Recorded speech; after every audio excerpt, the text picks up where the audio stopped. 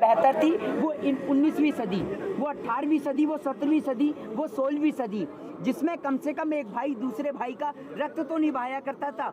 जितनी बैरिकेटिंग आपने यहाँ करी है उसकी हाफ बैरिकेटिंग भी अगर आप अरुणाचल प्रदेश में कर देते तो भैया पहले तो पिकनिक ही मनाने आया करता था, अब तो उसने पार्क ही कैप्चर कर लिया। अब तो आप ये देखिए ना, लेकिन आप ये देखिए प्रधानमंत्री नरेंद्र मोदी जी का चाइना का नाम लेने से उनका 56 इंच का सीना टाइम टाइम फुस हो जाता है।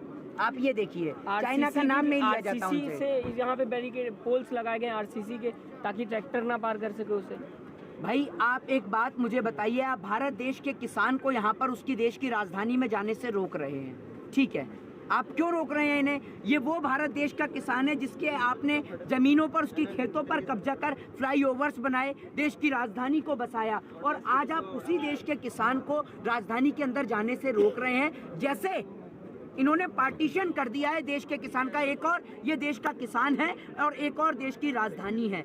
देश के किसान के कोई आंदोलन में आ नहीं सकता, आएगा तो उसके ऊपर तमाम तरीके की कार्रवाई हो जाती है। आज हमारा कोई सीबीआई से कॉल आया, मेरे पास कॉल आता है और वो मुझसे कहते हैं कि आप मोहित शर्मा बोल रहे हैं। मैंने कहा जी, तो उन्होंने कहा कि आपका फ़ोन सर्विलांस पे लगा दिया है। मैंने कहा लगाइए, बड़े शौक से लगाइए, और साथ में उन लोगों को भी पकड़िएगा जो हमें जान से मारने की धमकी देते हैं, हमें थ्रेट कॉल्स देते हैं, उन्हें भी पकड़िएगा ना। क्योंकि आप ये देखिए देश के अंदर वो लोग जो जुर्म करके चले जाते हैं उन्हें तो आप नहीं ढूंढ पाते। आपकी सीबीआई, आपकी ईडी, जिन्हें आपने देश की तमाम सरकारी संस्थाओं को सिर्फ अपने माध्यम से इस्तेमाल करने का साधन बना लिया है, ना देश की न्यायपालिका पर और ना देश की जुडिशरी पर, ना देश के लॉ पर, ना देश के आर्टिकल पर, ना आईपीसी पर, और ना देश की किसी भी सरकारी संस्था पर अब देश के लोगों को भरोसा रहा है। बजट के दौरान आपने देखा किन लोगों की गोद भराई का कार्यक्रम किया जाता है, आपने देखा कि बजट किसके हित में आया है और किसके अहित में आया है, ये पूरे देश ने देखा। और बजट किस बात का आ रहा है? किस बात का बजट आ रहा है? हमारी किडनियां बची हुई हैं, इनको भी बेचने का बजट ला दो। किस बात का बजट ला रहे हो आप? वो आदमी जो घर में बहन बेटियों के गहने जेवर पर भी नजर रखता है, वो कह रहा था, मैंने नहीं कहा, प्रधानमंत्री का स्टेटमेंट था, आप सुनिएगा, पूर्व स्टेटमेंट था कि जरूरत पड़ने पर बहन बेटियों के गहने जेवर को भी इस्तेमाल किया जाएगा। तो आप ये सोचिए, जिसकी नज़र इतनी दूर तक है, जिसने एयर इंडिया बेच दिया, बीएसएनएल बेच दिया, एमटीएनएल बेच दिया और देश की तमाम सरकारी संस्थाओं को बेच दिया, समझ रहे हो? ये उनकी तरह है, उस आवारा बेटे की तरह है जो कहता है कि मैं गाड़ी का स्टीयरिंग बेच दिया, गाड़ी का हैंडल बेच दिया, गाड़ी का गियर बेच दिया, गाड़ी की सीट बेच दी, लेकिन कहता है मैं कार नहीं बिकने दूंगा। अबे जब तूने सभी कुछ बेच दिया तो कार कहाँ से नहीं बिकने देगा? प्रधानमंत्री मोदी जी के बारे में अगर आप देखें तो ये कलाकार आदमी है, कलाकार। मोदी नहीं, ये मदारी है, और झूठ बोलने की इनको बचपन से बीमारी है। आप ये बात समझिए, झूठ बोलने में ये बचपन से माहिर है। ये देश के अंदर देश के किसान यहाँ सड़क पर बैठे हुए हैं, लेकिन इन्हें जरा सा भी देश के किसान को लेकर समझ में नहीं आता। और आप किस कॉन्स्टिट्यूशन की बात करते हैं, किस आर्टिकल की बात करते हैं? अगर आप आर्टिकल की बात करते हैं तो आर्टिकल 19 तो ये भी कहता है कि देश के लोगों को पीसफुली प्रोटेस्ट करने की आज़ादी है। फिर ये जो देश के किसान के लिए यहाँ पर बनाए गए हैं, ये बैरिकेड्स लगाए गए हैं, वो कील लगाए गए हैं, तो क्या आपको क्या लग रहा है यहाँ चाइना यहाँ से ऊपर से कूदेगा जो आपने बैरिकेटिंग कर दी? ये किस लिए करी है ये बताइए ना।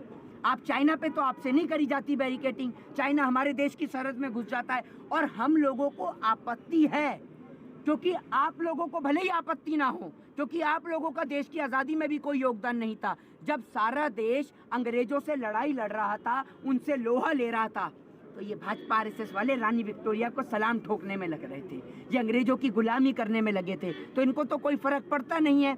और अगर देश के खातिर राजगुरु सुखदेव, भगत सिंह, मौलाना अब्दुल कलाम आज़ाद, महारानी लक्ष्मीबाई, शहीद चंद्रशेखर आज़ाद, शहीद उधम सिंह देश के खातिर लहू नहीं बहाते ना, तो आज आप भी किसी अंग्रेज के घर में बैठ के उसके जूते और चप्पल साफ कर रहे होते। ये तो शुक्रिया करिए देश के उन तमाम देशभक्तों का जिन्होंने आज़ादी दिलाई देश को। हमें काय बात का डर लगता है? आप बताइए ना, काय का डर लगता है? जो चोर डकैत आदमी है, डर उसे लगेगा। जब हमारे देश के अंदर बलात्कारी आराम से बैठ के जेल में मुफ्त की रोटी तोड़ रहा है, तो हम तो कभी कोई गलत काम कर रहे नहीं, तो हम काय बात के लिए डरें? किस लिए डरें? देश के किसान को अगर समर्थन देना गलती है तो ये गलती हम हर बार करेंगे। डालिए, कितनी बार जेल में डालेंगे? और कौन डरता है आपकी जेल से? कौन डरता है? हम तो कहते हैं अगर आपको लगता है कि हम गलत हैं तो लटकाइए हमें रामलीला मैदान पे फांसी में, हम तो फांसी पे भी लटकने को तैयार हैं। अगर देश के खातिर हमारा शरीर काम आए, हमारा सीना काम आए, तो ये हमारे लिए सौभाग्य की बात है कि हमारा सीना देश के खातिर काम आ रहा है। इससे बड़ी बात क्या होगी? फोन प्रेस पे लगा दिया जाता है, पत्रकारों को उठा लिया जा रहा है, उनको धारा 186 धारा 140 लगाई जा रही है। तो यही तो 21st सेंचुरी है, यही है जिसे आप कहते हैं India is a democratic country. Bharat एक लोकतांत्रिक देश है। तो देख लीजिए लोकतांत्रिक देश में क्या क्या होता है। जिस देश के अंदर, जिस लोकतांत्रिक देश के अंदर आज़ादी है राइट टू स्पीच की, राइट टू फ्रीडम की, अभिव्यक्ति की आज़ादी, स्वतंत्रता की आज़ादी, समान शिक्षा की आज़ादी, उस देश के अंदर आज क्या हो रहा है ये देखिए आप। उस देश के अंदर जो पत्रकार सच्चाई दिखाता है उसको उठा के बंद कर दिया जाता है।